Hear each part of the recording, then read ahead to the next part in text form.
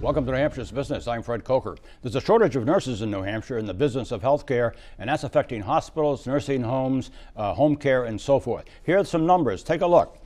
The nursing shortage in the U.S., 12.8 nurses per 1,000 people, but in New Hampshire, it's 9.2 nurses per 1,000 people.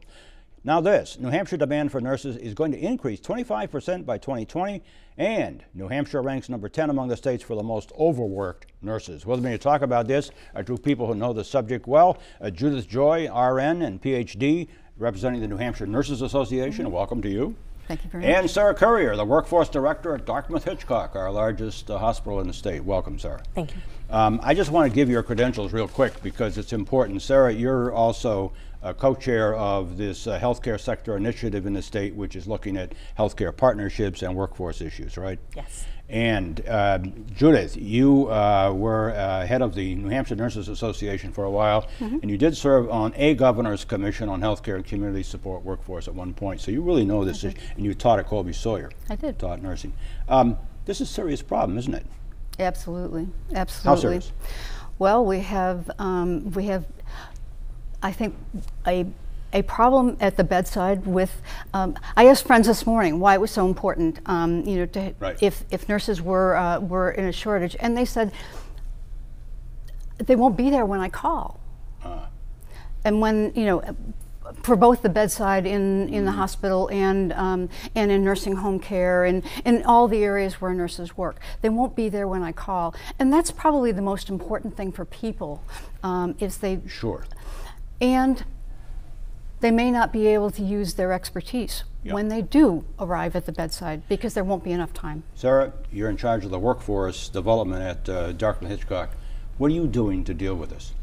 We're working with partnerships with colleges and high schools and our affiliates, and quite frankly through the state sector partnership with the entire kind of watershed of healthcare throughout the state to try and build innovative pathways to attract people to the state to come work in nursing, to attract young people into career paths and build careers in healthcare. Are there enough of them going into nursing? I mean, you taught at Colby Sawyer College. Are there enough students looking at the nursing profession?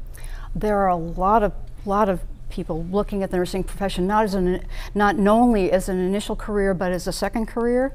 But there were 64,000 last year in the United States that were unable to get into nursing school because there were not enough faculty, there were not enough clinical spaces, there were not enough classroom spaces. Really significant issue. The education of nurses and the support of education is really... Now, I noticed that the New Hampshire legislature passed a bill that provides temporary licensure for the nurses from other states, Vermont, Massachusetts, Connecticut, to work in New Hampshire because they have more nurses per thousand population in those states. Is that helping at all, Sarah? I think it helps. It speeds the process a little bit, makes it easier for people in our neighboring states to choose to work in New Hampshire. But there are traveling nurses, aren't there, that could travel from state to state, hospital to hospital? There are. There are many, many traveling nurses. And of course we make every effort, and organizations such as yours incorporate traveling nurses as best they can. But we like to have nurses who understand the protocols in our individual facilities, who understand the state and our population. What one thing do you think we ought to be doing in New Hampshire to deal with this, Sarah? If there were one thing you could say, do it, what would it be? Build and advertise career pathways so people can start their careers in healthcare at one level and grow to be nurses over time. And same question, Judith. I think the collaboration between the state, the policymakers in the state, facilities, and educational institutions in order to grow our nursing population. Judith Joy, registered nurse and a former professor at the Colby Sawyer College of Nursing. Thank you. Thank you. Sarah Currier, the Director of Workforce Development at Dartmouth-Hitchcock in Lebanon. Thanks. Thank you.